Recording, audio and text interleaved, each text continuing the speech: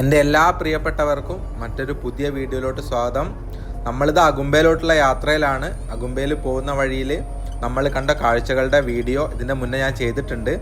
അപ്പം നിങ്ങൾ ആ ഒരു വീഡിയോ കണ്ടിട്ടില്ലെങ്കിൽ അത് കണ്ട ശേഷം ഈ ഒരു വീഡിയോ കാണുന്നതായിരിക്കും കുറച്ചുകൂടെ നല്ലത്. കാരണം മംഗലാപുരത്തുനിന്ന് യാത്ര തുടങ്ങിയത് മുതൽ നമ്മൾ അഗുംബയിൽ എത്തുന്നത് വരെ ഒരുപാട് സ്ഥലങ്ങൾ പോയിട്ടുണ്ട്. ആ സ്ഥലങ്ങളൊക്കെ മനോഹരമായിട്ട് ചിത്രീകരിച്ചിട്ട് ഞാനൊരു വീഡിയോ ഇട്ടിട്ടുണ്ട്. അപ്പം അതിൻ്റെ ഒരു ലിങ്ക് ഞാനിത് അവിടെ മുകളിൽ പിൻ ചെയ്ത് കൊടുത്തേക്കാം. അപ്പം നിങ്ങളത് കണ്ടിട്ട് ഇത് കാണുന്നതായിരിക്കും കുറച്ചുകൂടി നല്ലത്. അപ്പം നമുക്ക് നേരെ ഈ ഒരു വീഡിയോയിലോട്ട് പോവാം. നമ്മുടെ കർണാടകയിൽ ഷിമോഗ ജില്ലയിൽ, അല്ലെങ്കിൽ നമ്മൾ ശിവമോഗ എന്ന് പറയും, ആ ഒരു ജില്ലയിൽ തീർത്ഥഹള്ളി എന്ന് പറയുന്ന ഒരു താലൂക്ക് ഒരു മലയോര ഗ്രാമമാണ് അഗുംബെ. അഗുംബയുടെ പ്രത്യേകത എന്താണെന്ന് വെച്ചാൽ നമ്മുടെ പശ്ചിമഘട്ട മലനിരകളിൽ കൊടും വനത്തിൻ്റെ ഉള്ളിലായിട്ട് സ്ഥിതി ചെയ്യുന്ന ഒരു മലനാടാണ് നമ്മുടെ ഈ അഗുംബെ. നമ്മുടെ ഇന്ത്യയിൽ തന്നെ ഏറ്റവും കൂടുതൽ മഴ പെയ്യുന്ന ഒരു പ്രദേശമാണ് ചിറാപുഞ്ചി. ചിറാപുഞ്ചി അല്ലാതെ മൗസിൻഡ്രാം ആണ് എന്ന് പറയുന്നവരുണ്ട്. എന്തായാലും അത് അങ്ങോട്ടും ഇങ്ങോട്ടും മാറിയൊക്കെ വരും. നമ്മൾ ആ തർക്കത്തിലേക്ക് പോകുന്നില്ല. ചിറാപുഞ്ചി ഇന്ത്യയിൽ ഏറ്റവും മഴ പെയ്യുന്ന പ്രദേശമായതുകൊണ്ട് ദക്ഷിണേന്ത്യയിലെ ചിറാപുഞ്ചി അഗുംബയ്ക്ക് എന്തുകൊണ്ടാണ് പേര് വന്നതെന്ന് നിങ്ങൾക്ക് ഏകദേശം മനസ്സിലായിട്ടുണ്ടാവും. അതുതന്നെയാണ് ദക്ഷിണേന്ത്യയിൽ ഏറ്റവും കൂടുതൽ മഴ പെയ്യുന്ന പ്രദേശമാണ് നമ്മൾ ഇന്ന് പോകുന്ന അഗുംബെ. പിന്നെ അഗുംബയുടെ മറ്റൊരു പ്രത്യേകത, നമ്മുടെ സൗത്തിൽ തന്നെ ഏറ്റവും കൂടുതൽ രാജവമ്പാലകളെ കാണപ്പെടുന്നത് അഗുംബയിലാണ്. അഗുംബ ഏരിയയിലാണ് സൗത്തിൽ ഏറ്റവും കൂടുതൽ നമ്മുടെ കിങ് കോബ്രാസ് വസിക്കുന്ന ഒരു മേഖല കൂടിയാണ് നമ്മൾ ഇന്ന് പോകുന്ന ഈ അഗുംബ എന്ന് പറയുന്നത്. നമ്മൾ യാത്ര തുടങ്ങിയ മംഗലാപുരത്ത് നിന്ന് ഏകദേശം 98 കിലോമീറ്റർ ദൂരത്തായിട്ടാണ് അഗുംബ സ്ഥിതി ചെയ്യുന്നത്. നിങ്ങളതിന് ബാംഗ്ലൂരിൽ നിന്നാണ് വരുന്നതെങ്കിൽ 357 കിലോമീറ്റർ ബാംഗ്ലൂരിൽ നിന്നുണ്ട്. അഗുംബയോട് ചേർന്ന് കിടക്കുന്ന മറ്റൊരു തീർത്ഥാടന കേന്ദ്രമാണ് ശൃംഗേരി. നമ്മൾ ശൃംഗേരിയിൽ പോകുന്നുണ്ട്. അഗുംബ എത്തിയിട്ട് നമ്മൾ ആദ്യം പോകുന്നത് ഒരു മനോഹരമായിട്ടുള്ള വെള്ളച്ചാട്ടം കാണാൻ വേണ്ടിയിട്ടാണ്. ആ വെള്ളച്ചാട്ടം കണ്ടു കഴിഞ്ഞ് അവിടുന്ന് നമ്മൾ ശൃംഗേരിയൊക്കെ പോകുന്നുണ്ട്. അപ്പോൾ ആ കാഴ്ചകളൊക്കെ നിങ്ങൾക്ക് ഈ ഒരു വീഡിയോയിൽ കാണാൻ പറ്റും. ശൃംഗേരിക്കൊക്കെ ഒരുപാട് പ്രത്യേകതകളുണ്ട്. അതൊക്കെ ഞാൻ പോകുന്ന വഴിയിൽ പറഞ്ഞുതരാം. നമ്മളങ്ങനെ ആ ചുരത്തിലോട്ട് കയറി തുടങ്ങുകയാണ്. ഈ ഒരു ചുരം കയറി വേണം നമുക്ക് അഗുംബയിലെത്താൻ. ഞാൻ പറഞ്ഞല്ലോ, ഒരു ഹിൽ സ്റ്റേഷനാണ് അഗുംബെ. അത് തന്നെയാണ് അതിൻ്റെ പ്രത്യേകത. വളരെ മനോഹരമായ പഴയ രീതിയിൽ പണ്ടത്തെ സ്റ്റൈൽ ആളുകൾ താമസിക്കുന്ന ഒരു കൊച്ചു ഗ്രാമം. മലയുടെ മുകളിൽ എപ്പോഴും മഴ പെയ്യുന്ന അതൊക്കെയാണ് അഗുംബയുടെ ഒരു ഭംഗി. അഗുംബേനെ മനോഹരമാക്കുന്നതും ഇതുകൊണ്ടൊക്കെ തന്നെയാണ്. അപ്പം നമുക്ക് ഈ ചുരമൊക്കെ കയറി മെല്ലെ മെല്ലെ കാഴ്ചകളൊക്കെ കണ്ട് അഗുംബയിലോട്ട് എത്താം. ഞാനേ മഴയുടെ കാര്യമൊക്കെ പറഞ്ഞപ്പോൾ നിങ്ങൾ ആലോചിച്ചിട്ടുണ്ടാവും, എന്നിട്ട് പോകുന്ന വഴിയിൽ മഴയൊന്നും കാണുന്നില്ലല്ലോ. പറഞ്ഞു തീർന്നില്ല. ഞങ്ങൾ ചുരം കയറി തുടങ്ങുമ്പോഴേക്ക് തന്നെ മഴ തുടങ്ങിയിട്ടുണ്ട്. നമ്മളിപ്പോൾ ഇവിടെ ചെക്ക് പോസ്റ്റിലെത്തും. ആ ചെക്ക് പോസ്റ്റ് കടന്ന് വേണം അഗുംബയിലോട്ട് കയറാൻ വേണ്ടിയിട്ട്. ഇതാണ് അഗുംബയിലോട്ട് പോകുന്ന ചെക്ക് പോസ്റ്റ് ആണ് നിങ്ങൾ ഈ കാണുന്നത്. അങ്ങനെ നമ്മൾ ചെക്ക് പോസ്റ്റൊക്കെ കടന്നു. ഇനിയിപ്പോൾ അഗുംബയിലോട്ടാണ് പോകുന്നത്. മഴ വീണ്ടും ഒന്ന് കുറഞ്ഞിട്ടുണ്ട്, പക്ഷേ മഴ ഇപ്പോഴും ചാറിക്കൊണ്ടിരിക്കുന്നുണ്ട്. അങ്ങോട്ട് എത്തും തോറും മഴ പെയ്യും. എപ്പോഴും മഴ പെയ്യുന്ന സ്ഥലമാണ്. അതുകൊണ്ട് പിന്നെ മഴയുടെ കാര്യത്തിൽ നമുക്ക് വേറെ ചിന്തയൊന്നും വേണ്ട. മഴ എങ്ങനെ കൂടിക്കൊണ്ടിരിക്കും, കുറഞ്ഞുകൊണ്ടിരിക്കും. നിങ്ങളീ കാണുന്നത് അഗുംബയിലുള്ള കുഞ്ഞു കുഞ്ഞു ടൗണുകളാണ്. നമ്മൾ ഏറെക്കുറെ അഗുംബയിൽ എത്തിയിട്ടുണ്ട്. നമ്മൾ താമസിക്കുന്ന ഹോട്ടൽ വരുന്ന ഭാഗത്തോട്ടാണ് നമ്മളെ വണ്ടി പോകുന്നത്. ഇവിടെയൊക്കെ നമ്മൾ നടന്ന് കാണും കേട്ടോ. അഗുംബയുടെ ഗ്രാമങ്ങൾ മുഴുവൻ നമുക്ക് നടന്ന് കാണാനൊക്കെ ഉണ്ട്. നമ്മളിപ്പോൾ അത് അവിടെ നിന്ന് റൈറ്റ് എടുത്തിട്ട് അവിടെയായിട്ടാണ് നമ്മൾ താമസിക്കുകയും ഭക്ഷണം കഴിക്കാനൊക്കെയുള്ള ഹോട്ടൽ വരുന്നത്. നമ്മൾ ആദ്യം അവിടെ നിന്ന് ഭക്ഷണം കഴിച്ച ശേഷം നമ്മൾ നേരത്തെ പറഞ്ഞ പോലെ ഒരു വലിയ വെള്ളച്ചാട്ടം കാണാനാണ് പോകുന്നത്. അതും മനോഹരമായിട്ടുള്ളൊരു വെള്ളച്ചാട്ടമാണ്.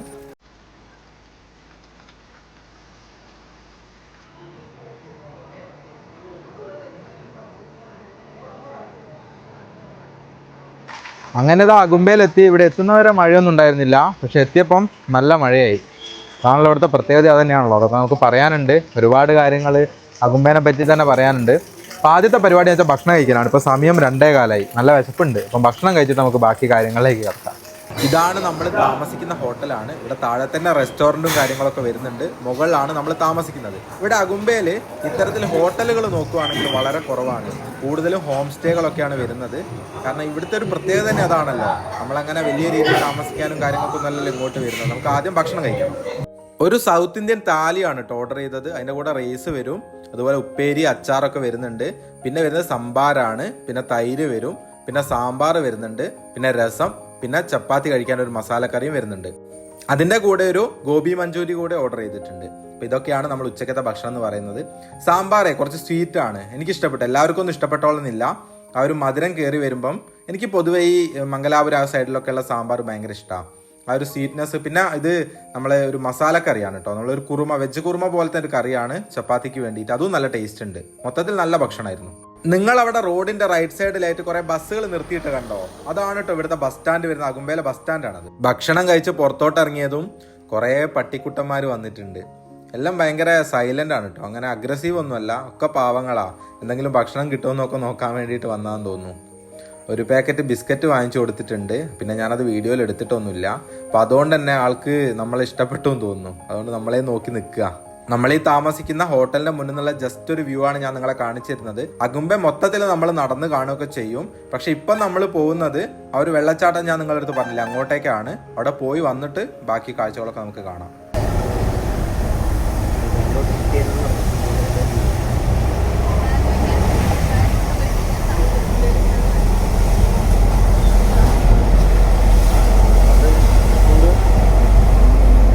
അങ്ങനെതാ നമ്മൾ വെള്ളച്ചാട്ടം കാണാൻ വേണ്ടിയിട്ടാണ് ആദ്യം പോകുന്നത്.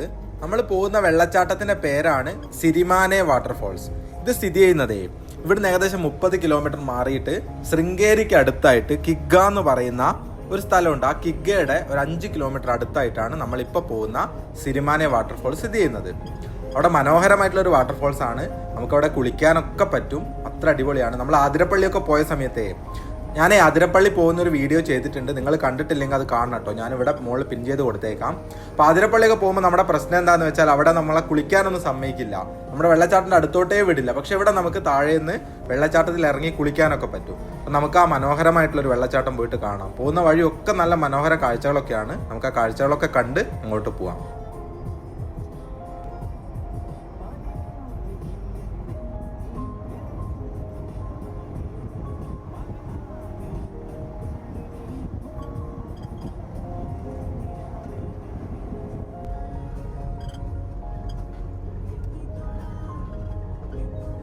കർണാടകയുടെ ഗ്രാമങ്ങളിലൂടെയുള്ള യാത്ര എന്ത് രസമാണല്ലേ. നല്ല ഭംഗിയുള്ള നല്ല ഗ്രാമപ്രദേശങ്ങളാണ് നമ്മൾ ഈ കാണുന്ന മുഴുവൻ. നമ്മുടെ നാട്ടിൽ ഇപ്പൊ ഇങ്ങനത്തെ ഗ്രാമങ്ങൾ കാണണമെങ്കിൽ നമ്മൾ പാലക്കാട് പോകണം. ബാക്കി എല്ലാ സ്ഥലത്തും ചെറിയ ചെറിയ ഗ്രാമങ്ങൾ പോലും വലിയ വലിയ ടൗണുകളായി മാറിക്കൊണ്ടിരിക്കുകയാണ്. ഇതുപോലെയുള്ള വഴികളൊന്നും കാണാനില്ലല്ലോ, വളരെ കുറവാണ്. തീരെ ഇല്ല എന്നല്ല പറയുന്നത്. കണ്ണൂരൊക്കെ, എൻ്റെ അമ്മയുടെ നാട് കണ്ണൂരാണ്. അപ്പോൾ അവിടെയൊക്കെ പോകുന്ന സമയത്ത് പണ്ട് ഞങ്ങൾ കണ്ണൂരിൽ നിന്ന് ഒരുപാട് ദൂരെയായിട്ടാണ് വീട് വരുന്നത്. കുറ്റ്യാട്ടൂർ എന്ന് പറയുന്ന ഒരു സ്ഥലത്താണ്. അപ്പം അങ്ങോട്ട് പോകുന്ന വഴിയിൽ പണ്ട് ആകെ കുറച്ച് ബസ്സുകളേ ഉള്ളൂ. അന്നത്തെ യാത്രയിലൊക്കെ എനിക്ക് ഓർമ്മയുണ്ട് ഇതുപോലെയുള്ള ഗ്രാമങ്ങളൊക്കെ ഉണ്ട്. പക്ഷെ ഇന്നൊക്കെ അവിടെ ടൗണായി മാറിക്കൊണ്ടിരിക്കുക. അപ്പൊ പിന്നെ ഇവിടെ ഞാൻ കണ്ട മറ്റൊരു പ്രത്യേകത എന്താണെന്നറിയോ? നമ്മൾ പോകുന്ന വഴിയിലൊക്കെ പശുക്കളെ കാണാം. ഇവിടെ എവിടെയും പശുക്കളെ അവർ കെട്ടിയിടുന്നില്ല, ഫ്രീ ആയിട്ട് വിട്ടേക്കുക. അതിങ്ങനെ മേഞ്ഞുകൊണ്ടിരിക്കുക. പണ്ട് നമ്മളെ നാട്ടിലൊക്കെ അങ്ങനെ ആയിരുന്നു എന്ന് വീട്ടിലൊക്കെ പറഞ്ഞു കേട്ടിട്ടുണ്ട്.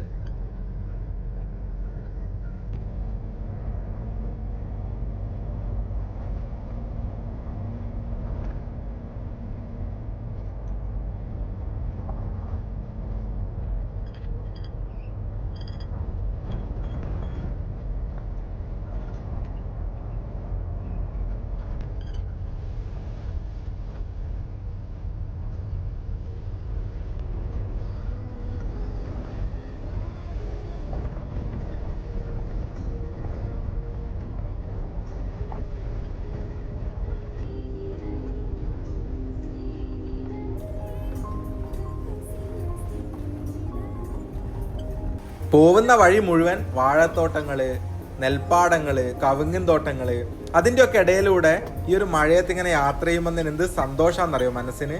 അതൊരു എക്സ്പീരിയൻസ് തന്നെയാണ് കേട്ടോ.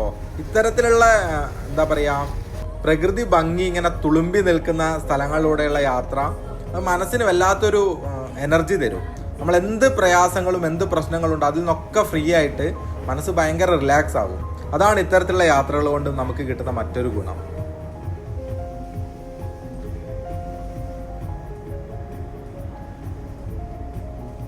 ഇപ്പം ചെറിയ മഴ പെയ്യുന്നുണ്ട്. ഇവിടെ എപ്പോഴും മഴയാണല്ലോ. അപ്പം ഇനിയിപ്പോൾ ഇവിടുന്ന് അത്യാവശ്യം ബാഗിൽ ഒരു റെയിൻ കോട്ടൊക്കെ എടുത്ത് വെച്ചിട്ടുണ്ട്. എന്നിട്ട് ഇവിടുന്ന് നേരെ പോയിട്ട് നമുക്ക് ആ വെള്ളച്ചാട്ടം കാണണം. ഇത് ഓപ്പോസിറ്റ് സൈഡ്. അവിടെ ഇപ്പോൾ നമ്മൾ പാർക്കിങ്ങിൽ വണ്ടി നിർത്തിയതുകൊണ്ട് ഇവിടെ നിന്നതാ. ഇവിടെ നിങ്ങളെ കേൾക്കുന്ന സൗണ്ട് ഇവിടെ അടുത്തൂടെ ചെറിയൊരു വെള്ളം പോകുന്നുണ്ട്, അതിൻ്റെതാ. അത് വെള്ളച്ചാട്ടം നേരെ ഓപ്പോസിറ്റ് സൈഡായിട്ടാണ് വരുന്നത്. അപ്പം ചെറിയ രീതിയിൽ മഴ പെയ്യുന്നുണ്ട്. ഇനി അവിടെ പോയിട്ട് വെള്ളച്ചാട്ടമൊക്കെ ഒന്ന് കാണണ്ടേ, അങ്ങനെ ഉണ്ട് നോക്കാം. എന്താ അവസ്ഥ എന്ന് പോയി നോക്കാം. ഇവിടെ നമ്മുടെ പാർക്കിങ്ങിൻ്റെ അടുത്തായിട്ടേ ഞാൻ പറഞ്ഞില്ലേ വെള്ളം പോകുന്ന സൗണ്ട് കേട്ടില്ല, അത് ഇതാണ് കേട്ടോ.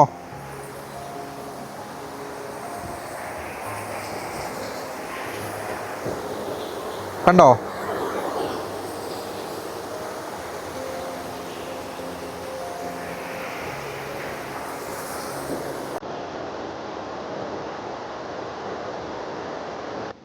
ഈ ഒരു ചെടി കണ്ടിട്ടുണ്ടോ നിങ്ങൾ? ഇത് നമ്മുടെ നാട്ടിലൊക്കെ പണ്ട് ഒരുപാട് ഉണ്ടായിരുന്നു, ഇപ്പം അങ്ങനെ കാണാറില്ല.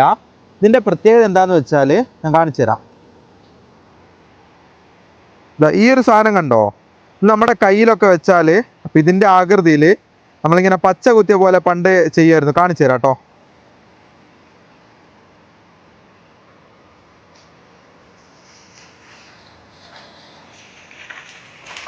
കണ്ടോ? കറക്റ്റായിട്ട് വന്നില്ല, ഞാൻ ഒറ്റ കൈ കൊണ്ട് ചെയ്തുകൊണ്ടാണ്. എല്ലാവർക്കും അറിയണ്ടാവും. ഇതിൻ്റെ പേരൊന്നും എനിക്കറിയില്ല. പണ്ട് നമ്മുടെ നാട്ടിലൊക്കെ നല്ലോണം ഉണ്ടായിരുന്നു. ഇതാണ് സാധനം.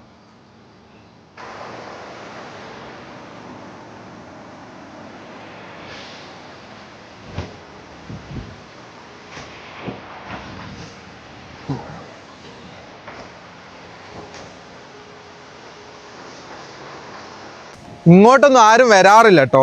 ഞാൻ ഈ സൗണ്ടൊക്കെ ഒന്ന് കേട്ടപ്പോൾ ഒന്ന് വന്നു നോക്കിയതാ. നമ്മുടെ പാർക്കിങ്ങിൻ്റെ അടുത്തായിട്ട് വഴിയൊന്നുമില്ല, ആ കാട്ടിൽ കൂടി ഒന്ന് ഇറങ്ങി നോക്കിയത് എന്താ അവസ്ഥ എന്നറിയാൻ വേണ്ടിയിട്ട്. കാലിൽ ചളിയായി. പക്ഷെ ആ വെള്ളം ഇങ്ങനെ പോകുന്ന കണ്ടപ്പോൾ ഇങ്ങോട്ട് വഴിയൊന്നും ഉണ്ടായിരുന്നില്ല. ജസ്റ്റ് ഒന്ന് വന്നു നോക്കിയതാ. തിരിച്ചു പോവാം.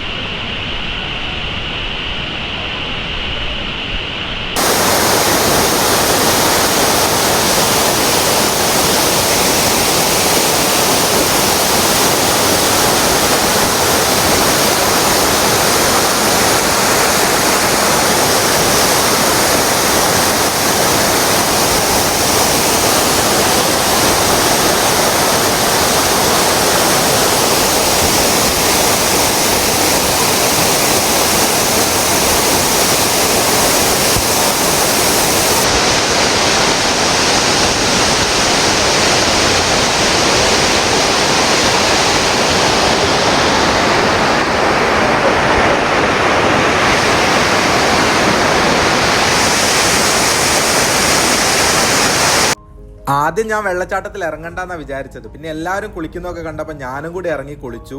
അതുകൊണ്ട് മൊത്തം നനഞ്ഞു പോയി. അതുകൊണ്ടാണ് പിന്നെയുള്ള ഇതൊന്നും ഷൂട്ട് ചെയ്യാൻ പറ്റാതിരുന്നത്. ഞാൻ മൊത്തം നനഞ്ഞിരുന്നു. പിന്നെ വണ്ടിയിലെത്തിയിട്ടാണ് ഡ്രസ്സൊക്കെ ഒന്ന് മാറ്റിയത്. അതുകൊണ്ട് ആ ഭാഗമൊന്നും നിങ്ങളെ കാണിക്കാൻ പറ്റിയില്ല, മൊത്തം നനഞ്ഞിരിക്കുകയാണല്ലോ. പിന്നെ ഇനി നമ്മളിത് അവിടുന്ന് ഡ്രസ്സൊക്കെ മാറ്റിയ ശേഷം പോകുന്നതാണ് ശാരദാപീഠത്തിലോട്ടാണ്, ശൃംഗേരി ശാരദാപീഠത്തിലോട്ടാണ്. ആദി ശങ്കരാചാര്യ സ്വാമി സ്ഥാപിച്ച 4 മഠങ്ങളിൽ സൗത്ത് ഇന്ത്യനെ പ്രതിനിധീകരിക്കുന്ന മഠമാണ് ശൃംഗേരിയുള്ള ശാരദാപീഠം എന്ന് പറയുന്നത്. നിങ്ങളവിടെ ദൂരെയായിട്ട് കാണുന്ന ആ ഒരു ഗോപുരം ഈ ഒരു ശാരദാപീഠത്തിൻ്റെ കവാടാണ്. അതാണ്, ആ വഴിയാണ് നമ്മൾ അകത്തോട്ട് പോകേണ്ടത്. അവിടെ നമുക്ക് ഒരുപാട് കാര്യങ്ങൾ നിങ്ങളെ കാണിക്കാനും പറയാനും ഒക്കെ ഉണ്ട്. നമുക്ക് അവിടെ എത്തിയിട്ട് ആ കാഴ്ചകളൊക്കെ കാണാം.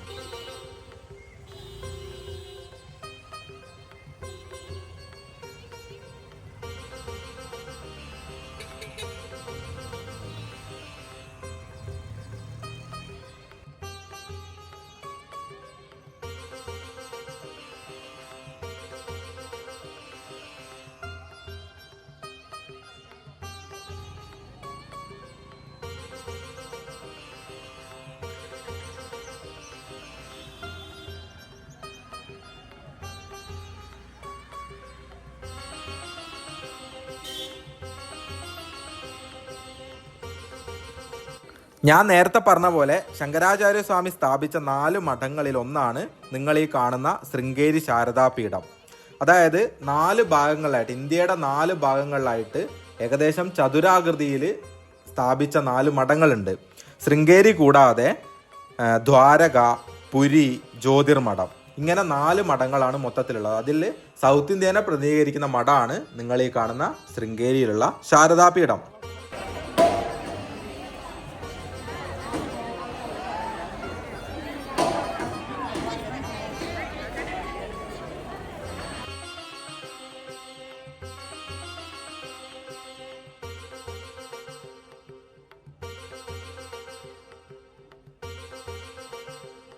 ഇവിടുത്തെ പ്രധാന പ്രതിഷ്ഠ എന്ന് പറയുന്നത് ശാരദാദേവിയാണ്.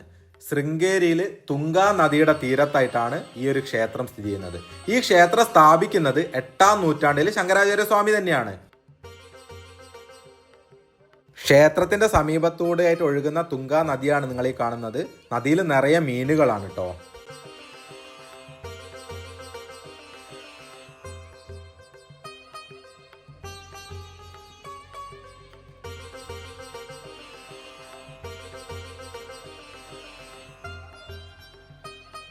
സനാതനധർമ്മത്തിനെയും അദ്വൈത വേദാന്തത്തിനെയും ഒക്കെ സംരക്ഷിക്കുന്നതിന് വേണ്ടിയാണ് ശങ്കരാചാര്യസ്വാമികൾ 4 മഠങ്ങൾ സ്ഥാപിച്ചത്.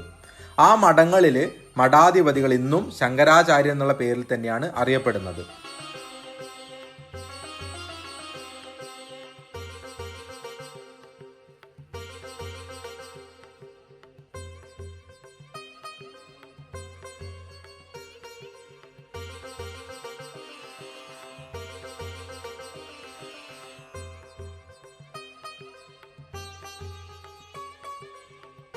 കാഴ്ചയിലും നിർമ്മിതിയിലും ഒരു അത്ഭുതം തന്നെയാണ് ശൃംഗേരിയിലുള്ള ഈ ഒരു ശാരദാ ക്ഷേത്രം എന്ന് പറയുന്നത്. നിങ്ങൾക്കത് കാണുമ്പോൾ തന്നെ മനസ്സിലാവുന്നുണ്ടാവും എത്രമാത്രം ഭംഗിയിലാണ് ഇത് നിർമ്മിച്ചതെന്ന്.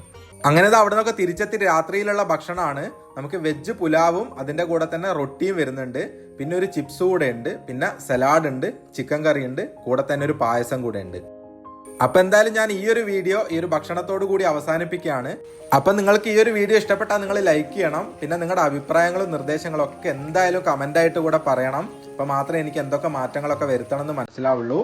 നിങ്ങൾ ആദ്യമായിട്ടാണ് ഈ ഒരു ചാനൽ കാണുന്നതെങ്കിൽ ഒന്ന് സബ്സ്ക്രൈബ് കൂടെ ചെയ്യാം. അപ്പൊ നമുക്ക് മറ്റൊരു ദിവസം മറ്റൊരു മനോഹരമായിട്ടുള്ള വീഡിയോ ആയിട്ട് കാണാം. അതുവരേക്കും എല്ലാവർക്കും ബൈ ബൈ.